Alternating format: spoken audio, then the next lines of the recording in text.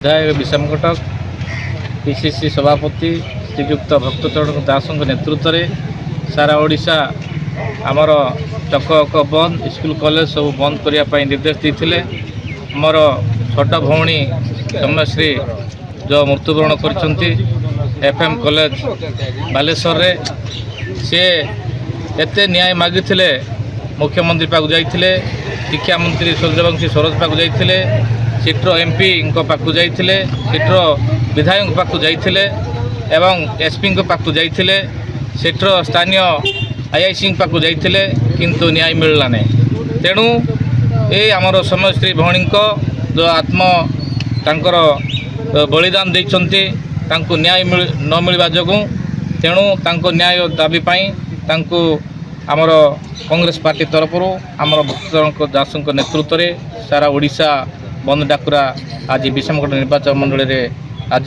बंद सफल होती। निश्चित भाव में आमर जारी रदे दिन पर्यंत आमर नारी सुरक्षा सरकार आईन आणुना कठोर आईन आणुना आम कांग्रेस कांग्रेस 14 जन विधायक आम विधानसभा उपस्थापन करूँ। ये उपस्थापना जदि ए मोहन सरकार राजी होता ये घटना घटी न था।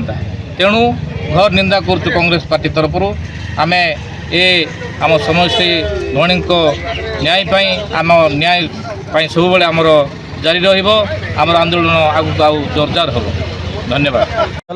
जिगिड़ सरपंच अजित कुमार सारका आज ओडिशार आमर प्रदेश कांग्रेस कमिटी तरफ आज आम बंद डाकरा देचु जेहेतु तल दिन आप जानते बालेश्वर महाविद्यालय आमर श्री को जो भाया हत्या तेणुक आम तार न्याय दाबी आज आम राजरास्ता ओल्लैचु।